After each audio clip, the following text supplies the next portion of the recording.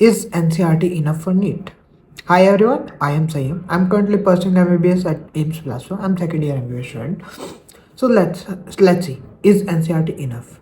सच में बताऊँ, मैं भी जब प्रिपरेशन कर रहा था तो मैं भी इस क्वेश्चन में फंसा था कि एनसीईआरटी करूँ या रेफरेंस बुक्स करूँ. तो लेट्स नो इसका आंसर क्या है. एनसीईआरटी इनफ है या नहीं? Yes and no. सच कहूँ तो कन्फ्यूजन रहेगी, बोथ येस भी नहीं भी. अब लेट्स सी कहाँ पे एनसीईआरटी इनफ है, कहाँ पे एनसीईआरटी इनफ नहीं है.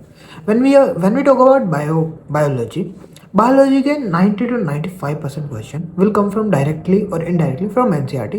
Rarely 1 to 2 question will come out of from NCERT. अगर हम आउट ऑफ एनसीईआरटी के 1-2 क्वेश्चन के लिए इतनी रेफरेंस बुक्स करें, उससे अच्छा हम उधर 90 to 95% बायोलॉजी के लिए एनसीईआरटी करें. अब लोगों को लगता है उन्होंने बायोलॉजी की एनसीईआरटी बहुत बार पढ़ ली. सच बताऊँ तो तुम पढ़ने के नाम पर सिर्फ एनसीईआरटी को हाईलाइटर से रंगीन कर रहे हो, पढ़ नहीं रहे हो. ट्रस्ट तुम खुद से पूछो, तुमने एनसीईआरटी कितनी बार रिवाइज की? मैं कहूँ अगर एनसीईआरटी तब इनफ होगी बायोलॉजी के लिए जब तुम उससे बार बार रिवाइज करोगे, प्रोडक्टिवली पढ़ोगे, लाइक पीवाईक्यू सॉल्व करोगे. तुम खुद देखोगे पीवाईक्यूज एनसीईआरटी से आ रखे हैं. अब कहाँ पे एनसीईआरटी काम नहीं आती? एनसीईआरटी काम नहीं आती फिजिक्स और केमिस्ट्री में मैं कहूँगा कुछ पार्ट में एनसीईआरटी इनफ है, कुछ पार्ट में नहीं है. Let's look at now. Physics की बात करो. फिजिक्स में मैं नहीं कहूँगा कि एनसीईआरटी आप लोग पढ़ो, बिकॉज एनसीईआरटी क्या है, लाइक तुम रीड करते जाओगे और फिजिक्स में हमें जरूरत होती है कॉन्सेप्ट्स की. अगर हमारे कॉन्सेप्ट्स क्लियर होंगे तो फिजिक्स बहुत अच्छी जाएगी. अदरवाइज फिजिक्स में आप कितने भी एनसीईआरटी पढ़ लो नहीं जाएगी.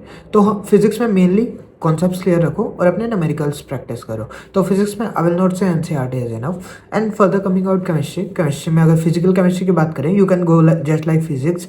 लाइक केमिस्ट्री में और फिजिकल केमिस्ट्री में भी आपको मेन कॉन्सेप्ट्स पे ध्यान रखना है, न्यूमेरिकल सॉल्विंग. लाइक हाँ मानता हूँ फिजिकल में थोड़े वो स्टेटमेंट बेस्ड आते हैं, बट अगर आपके कॉन्सेप्ट्स क्लियर होंगे तो वो स्टेटमेंट बेस्ड हो जाएंगे. अब बात करते हैं इनऑर्गेनिक और ऑर्गेनिक. इनऑर्गेनिक के लिए आई विल से आप एनसीईआरटी फॉलो करो, क्योंकि इनऑर्गेनिक में बहुत जरूरी है एनसीईआरटी की लाइन टू लाइन क्वेश्चन आता है.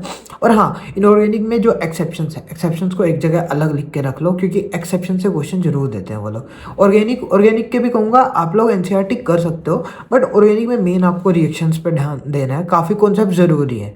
एनसीईआरटी में भी बहुत बार ऑर्गेनिक में कवर नहीं हो सकती है, तो आप उसके लिए कुछ और चीज़ें देख सकते हो. बट एनसीईआरटी से बाहर का कंटेंट आई विल नॉट से फॉर ऑर्गेनिक एंड फर्दर.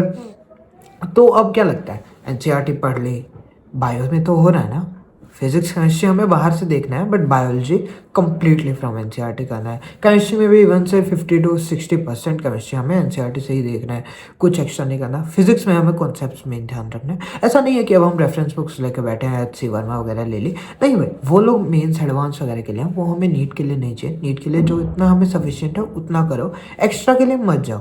क्योंकि 1-2 क्वेश्चन अगर आएगा, बाय एनी चांस आ गया, 1-2 क्वेश्चन ही आएगा, सिर्फ आपसे नहीं सबसे नहीं बनेगा वो क्वेश्चन, वो छोड़ सकते हो. That's a bonus thing. But आप लोगों को एनसीईआरटी पे मेन ध्यान रखना है. एनसीईआरटी लाइक बार बार रिवाइज करना है. एनसीईआरटी से लिखो चीज़ों को तो ज़्यादा अच्छा रहेगा. Thank you.